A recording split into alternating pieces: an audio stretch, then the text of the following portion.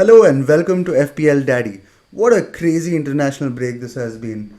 It has been one of the most stressful game weeks for me personally, and I'm sure a lot of people are also breaking their heads on a couple of big problems to solve. One being which City attackers to pick, and with Rudiger injured and Chelsea's rotation, you don't really know which Chelsea players to pick when they have such good fixtures. So I will solve all those problems here. But before we dive into that, let's have a look at the performance of the last game week.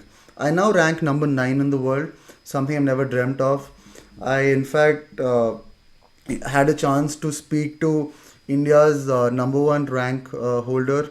I mean, he was number one for a couple of years in 2015 and 2016. I was interviewed by the Premier League in India. I also happened to be invited to a clubhouse community talk. The rank also gave me the opportunity to collaborate with another YouTuber, FPLGUY. So we actually worked on a wildcard team with for this game week. So if you actually want to look at a wildcard team, you can actually head over to FPLGUY and actually have a look at that video.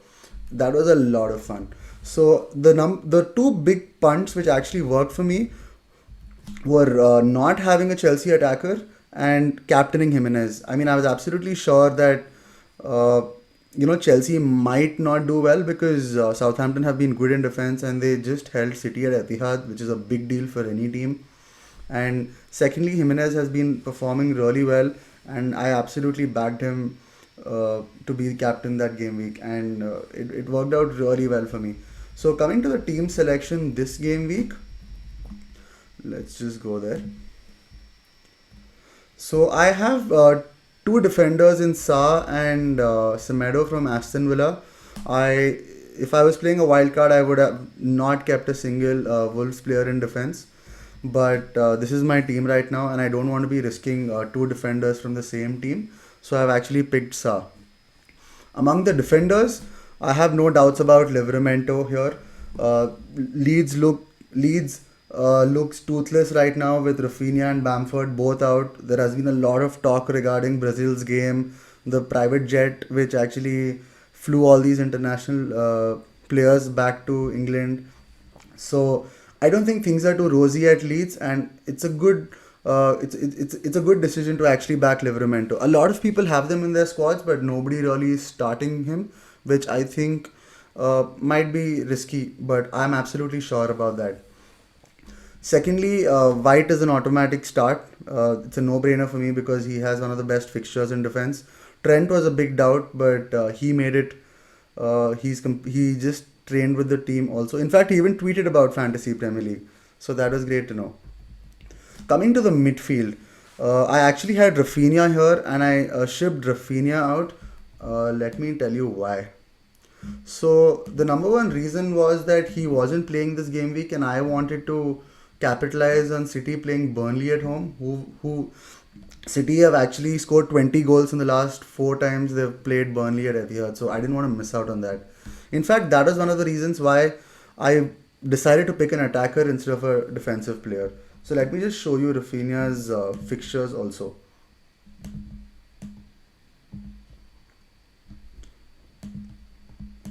So if you actually have a look, it does look good here, but Leicester at home, Tottenham away, Brighton away aren't really good fixtures, and Wolves is a good defensive team too.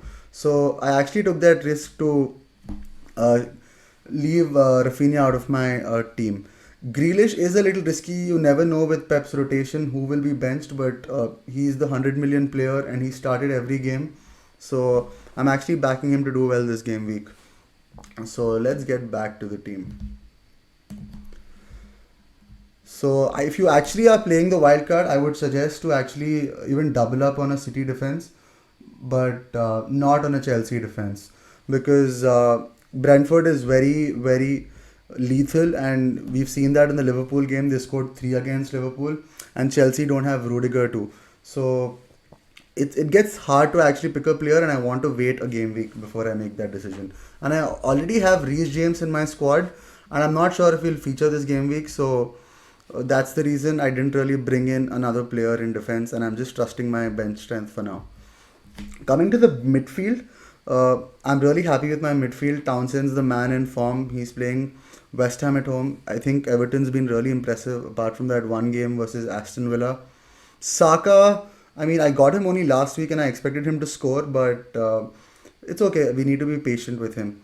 Salah again is a great captaincy pick this game week, but it's an early kickoff, and I mean, we all know how it is with the early kickoffs. You always get the reasons you don't want. You always get the results you don't really want. So I'm actually taking a gamble here and captaining Adam Armstrong. I in fact also left out Antonio because he hasn't been doing that well. Yes, he has the numbers backing him, but that's largely due to the stats he's accumulated in the first three game weeks. So I'll just show that too. One moment.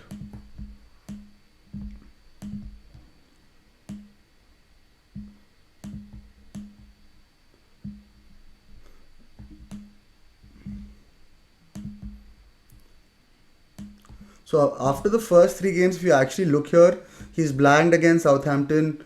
He scored in the last minute against Leeds, and he failed to score against Brentford. And he doesn't have really good fixtures also. So I actually decided to leave him out for Adam Armstrong. Yeah, I mean stats don't back him, but he looked really lively in the games I watched. And Che Adams is also out for this game week, and Adam Armstrong is going to start every single game for Southampton. So I actually would love to.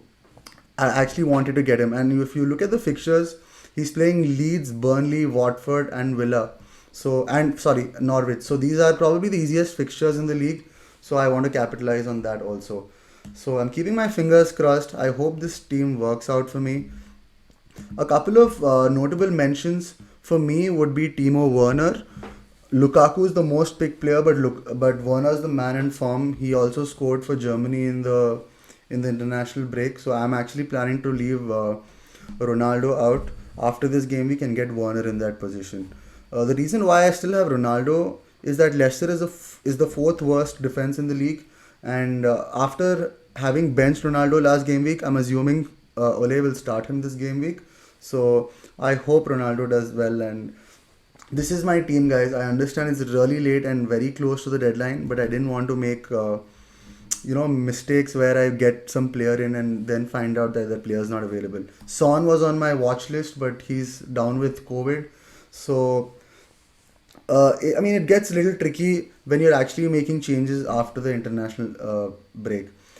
I also would like to just finish with the formation. So I'm actually going to go with a 3-4-3. And even if Grealish doesn't play, Reece James will be my backup, or in the worst case, Semedo will feature. But this is my team, guys. I hope that this video has helped you, and please share my content with your friends and your mini leagues if you like my content.